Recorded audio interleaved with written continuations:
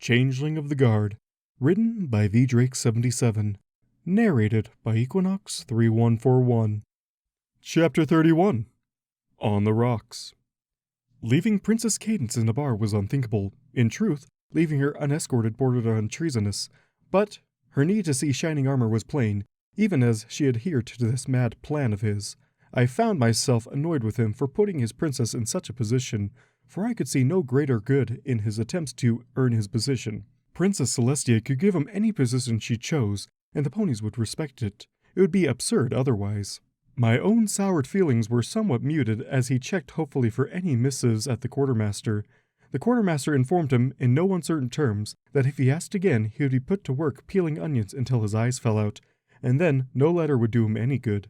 It was only through Shining's own sheepishness that I was able to contain my urge to be quite cross. Being one of the few who were aware of whom would be sending Shining Armor a message, I found that these efforts to maintain secrecy in their relationship seemed to be more stressful to the both of them. Finding Princess Cadence in our shared chambers, however, drastically increased my stress, especially with her languishing on my cot. Shining only blinked, staring at Emerald Glen. Then he looked to me. Damn, you do make an impression. Should I go? I sputtered. Why on Equestria would you go? Shining's face reddened. You know, so you can... you invited a mare back, I get it, but I'm not going to stay. I closed my eyes and let out a slow breath through my nostrils. Topaz did this often, and I found it fitting for the situation. Sir, while I appreciate what I can only assume was intended as a compliment, I am not the one she is here for. Whoa, Idle. That's really cool of you and all, but that is completely not okay. I thought you understood. He began trying to rather nervously push past me. Emerald Glen rolled her eyes and dropped her disguise, clearing her throat.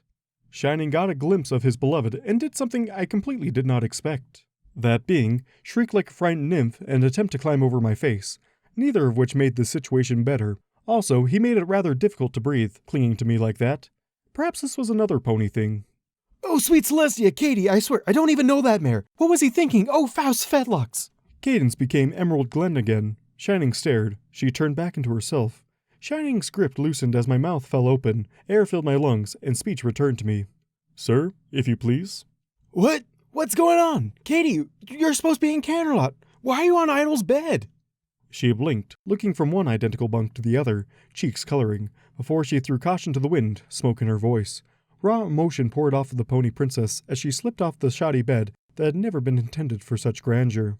Why, Shining, I just thought I'd come see you in your new armor up close. She circled him even as he still clung to me. And I have to admit, very, very nice. Shining's short tail curled slightly as if to cover him, and she burst into giggles. Oh, come on, Shining, I'm only kidding. Not about the nice part, I'm definitely liking that. But is it really that much that I came to see you? I'm just checking on a few things in Manhattan for Auntie Tia when she shows up in a few days. She has a meeting with the mayor, tax stuff. She waved a hoof dismissively. But you should have guards. Thank you, sir. I sighed, relieved. Some pony had to say it. So I snuck out. That just makes it fun. If you will both excuse me.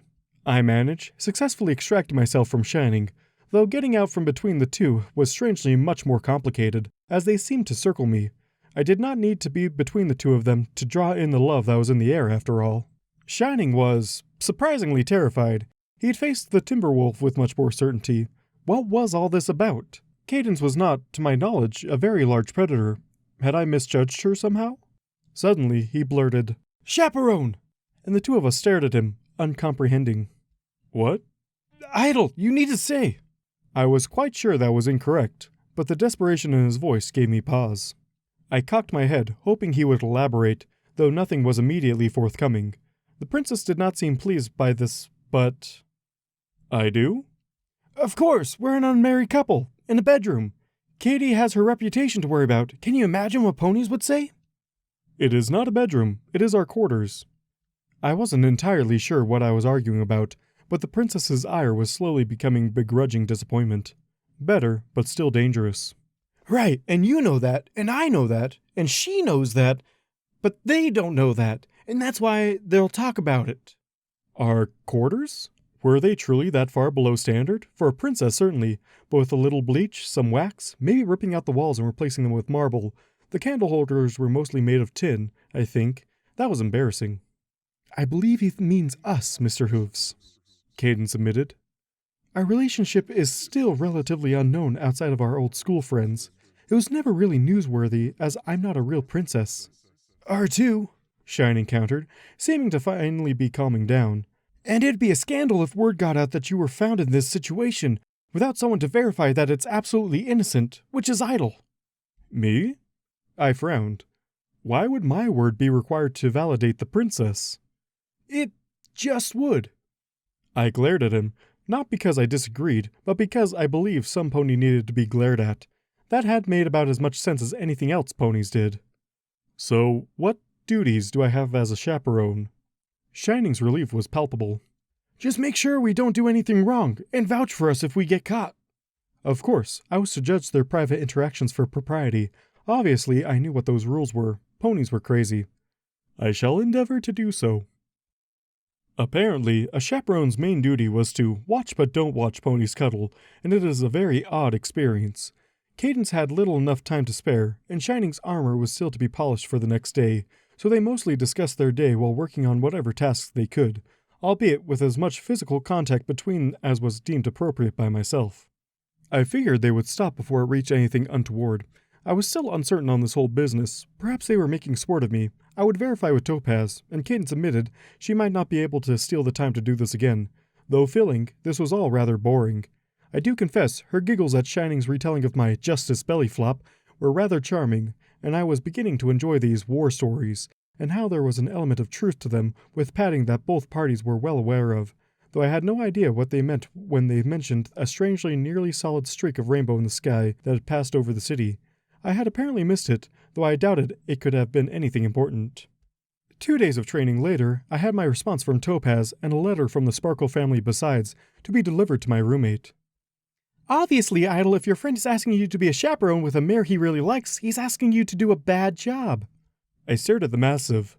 Do a bad job? On purpose? What? Now, I know that sounds weird, but hear me out. The two of them want some alone time, but her parents are probably really suspicious types. Believe me, I know the sort. And you're really just providing a buffer for their virtue.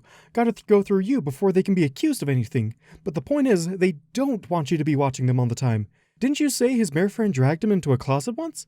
It's like that, only less crowded, maybe. So, what you do is you wander off when you're chaperoning and give them benefit of the doubt. Easy, right? He can't just ask you not to do a good job. Plausible deniability. Anyway, I can't believe you made your first arrest. I hope they throw the book at her. That seemed excessively violent for stolen property, and I think it would be deemed assault after she had already been arrested. I would have to check the law again. Now, don't waste any more bits on Dragonfire if you can help it. I'll see you when you get back. Don't do anything I wouldn't do, and go see some of the Manhattan nightlife. The clubs are amazing. Carefully resealing the scroll and tucking into a saddlebag, I made a vow to do just that. Topaz's advice had never been wrong before, but her suggestion to do a poor job as a chaperone? Could that have been what Shining actually wanted of me? As for not doing anything Topaz wouldn't do, well, I'd never seen her do anything she wouldn't do, so that seemed vast. Perhaps I was mistaken. She had also not brought up the topic of a gift, which was code in this strange way of not asking for gifts, meaning that she was expecting one to be grand indeed. I was beginning to grow concerned. I had never purchased a gift before. Perhaps I would enlist Shining's aid in this. Shining was delighted to receive his letter, cheerfully informing me upon opening it that the little smarty pants had gotten her cutie mark during her entry examination for Celestia's School for Gifted Unicorns. He had 10 bits writing with his father that she'd get it dealing with something book-related, and he was pretty sure cutie mark in magic counted. She had even done well enough to warrant being made Celestia's protege, the little show-off. Unfortunately, Shining was rendered dumbstruck by the next revelation, and it took several attempts to draw him out, finally resorting to mimicking the princess's voice calling his name. At his start, I cleared my throat. "Shining, what news from home?" "I have a little brother," Shining stated, sounding mystified. "Yes, Shining, you have mentioned your younger sibling." "No, I had a sister, but now I have a little brother." I frowned, tilting my head. I did not know that was possible. "No, I have a little brother too now." He levitated a photograph in front of my face. I stared a long moment, the small purple pony one I had seen before, but maybe. I hesitated, not sure where to begin. "Shining armor, that is a dragon hatchling. I have met your parents, and that hatchling is exceedingly unlikely to be related to you. Not that I judge your parents' external relations. They seem to be very nice ponies, but perhaps some education on reproduction is in order. Shining turned the photo back around. She hatched him during her test, and he doesn't really have anywhere to go. Dragons need magic to hatch, and that makes us almost family to the little guy. That was plausible, I suppose. But that does not make you siblings. It does now. Mom and Dad just adopted him. Said it was the easiest way to make sure he always knew where he stands with us. I have a little brother. Who is a dragon? I have a dragon for a little brother. That is kind of awesome, isn't it? I suppose? I get to teach him, bro codes and all kinds of things, and knight stuff, and... He stopped, looking stricken. Can I teach a dragon knight stuff? Is that okay? That's not, speciesist or anything, is it? I mean, knights fight dragons. I thought this was a reference to their Ogres and Owlblats game, and I searched my little knowledge on the topic. Perhaps knights fight evil dragons? He brightened, scribbling something on the corners of his letter. Hey, that works. He scrunched his nose. You don't think I have to teach him to breathe fire, do you? Do you breathe fire, Shining Armor? Well, no. Then I would presume not. Still, hey, this calls for celebration. Oh, order, not more liquor. Perhaps you should share this good fortune with the princess?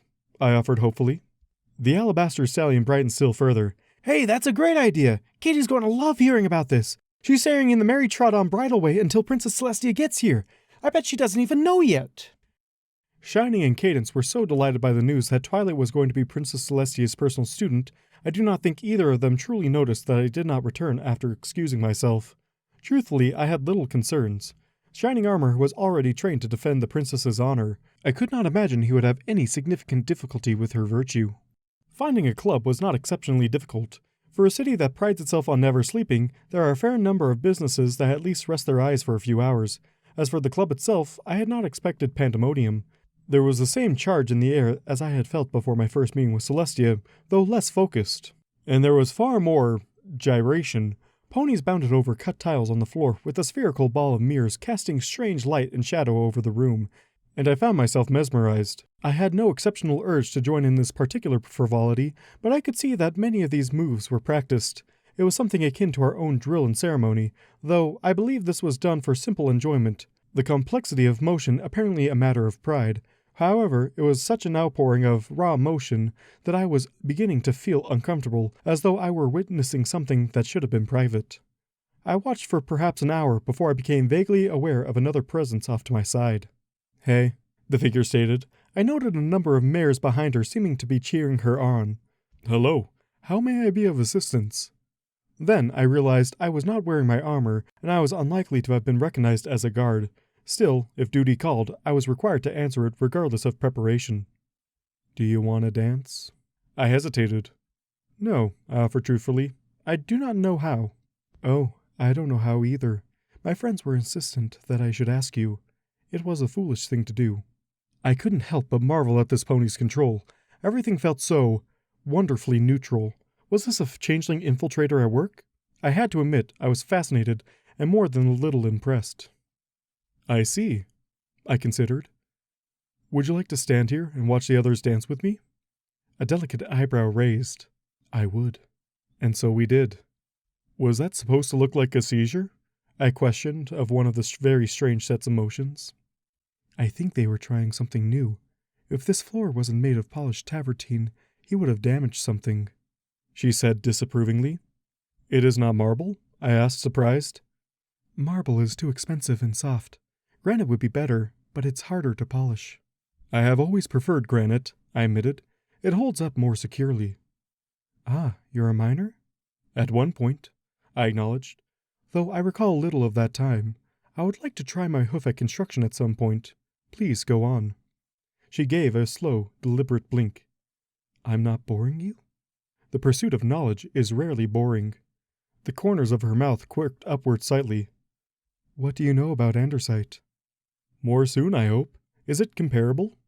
The pony dancing was soon forgotten amongst scholarly discussion, or at least listening on my part. Topaz often talked at length about her studies, and there was something charming about seeing her lost in a topic that I had no real knowledge of. This mare shared that trait. And that's how the crystalline structure of mithril is comparable to that of a diamond. I stared, dumbfounded. I was unaware. We stopped, the entrance to our apartment having been reached. We had been ejected from the club due to closing time, and it had seemed a shame to leave the conversation incomplete, so we simply opted to walk together, and it was polite to escort a mare to her domicile, as I understood it. This was enjoyable, she admitted, seeming somewhat surprised. I only came because my friends insisted. It was a rather pleasant evening. I was not sure I would approve of the club myself. She stared for a long moment, then tilted her head slightly. Would you like to come in for a drink? I considered my options, then nodded firmly. That would be wonderful. Maud Pie makes fantastic coffee. I do not think words do it justice. As she explained it, the only way to make good coffee was with mortar and pestle, and you had to use real stone. Ceramic was all right, wood was pitiful and would be too easily damaged, and grinding coffee with metal, you might as well be drinking mud. I had been startled when she showed me a picture of her family. I had been thoroughly convinced this was a changeling infiltrator earlier, but no, it seemed that her neutrality was carefully cultivated. From the family photograph, she seemed mostly alone in that regard, and one of her sisters was very pink. I doubted I had ever seen a pony quite so pink as Pinkie Pie, and in that regard, her name was exceptionally fitting. And that's limestone guarding Holder's boulder, she finished, with another small upturn of her lips. She's always been a little overprotective of it, but it keeps the farm safe. And you grow stone? I asked again, still incredulous. The stones gather minerals from the soil as we roll them around. Each kind of rock draws more like it, so we make small rocks into bigger rocks of the same sort, Maud explained. Holder's boulder is special. It's perfect. No imperfections, no flaws. Hard. It's almost family. But could stone not be quarried? I was sure this was a thing ponies did. You could, but you'll never get traditionally quarried stone in the same quality as a Pie family stone. We just can't produce much by comparison. That's one of the reasons I'm working on my doctorate. If I can figure out the exact mechanics of how we roll stone to work, we might be able to expand. I nodded slowly, considering. I can see the potential in it, certainly. A house chiseled from a single stone, placed on top of a mountain, as if it were part of the very rock itself. An amazing view, and as secure as stone can be. Maud's eyes widened slightly as she contemplated the prospect. I have never considered that, but it is now exactly what I want. Not made of stones, made of one stone. Carefully done with the proper material. You could carve everything out, polish it perfectly, but it would be a masterpiece, a combination of a life's experience. There was fervor in her eyes. I'll do it. She drew a piece of paper from a saddlebag and began sketching. Something like this. I leaned forward for a better view, but as soon as my mane brushed hers, I felt a sharp pain on the back of my head, and a small rock clattered to the table. Where did that come from? Maud's eyes widened, and she looked up so suddenly that her muzzle nearly struck my own. I'm sorry, Boulder is usually better behaved. I don't know what's gotten into him. I peered at the round stone, confused. It could have fallen from a shelf, I supposed, but how it fell on me I could not begin to guess. Perhaps Maud's apartment had shifted somehow. More concerning. However, it drew my attention to the window, where the horizon was just starting to shift from a starry black to orange. I had duties to attend soon, much though I had enjoyed this meeting. I am afraid I have to be going. Perhaps we can meet again before I return to Canterlot? Maud paused, then shook her head regretfully. I'm heading back home to see Pinkie's cutie mark. However, she carefully wrote her address on the rock house sketch before pushing it towards me. Keep in touch? I took it with all the care it deserved. With pleasure. I attributed my wakefulness solely due to Maud Pie's coffee skills. Even so, it promised to be a long day. To my vast surprise, Shining Armor only managed to stumble in a few short minutes after I did, looking disheveled but also enormously pleased with himself. You left me. It was vaguely accusatory, but mostly it seemed to be a statement of fact. I did, I acknowledged with a tilt of my head. If I am required to vouch for your honor, I hardly need to be present for what I already know to be true. If you both claim a thing did not happen, I have no further need for validation. Good stallion. He offered a hoof, and I lightly rapped my own against it. Topaz was right, apparently. Ponies were crazy.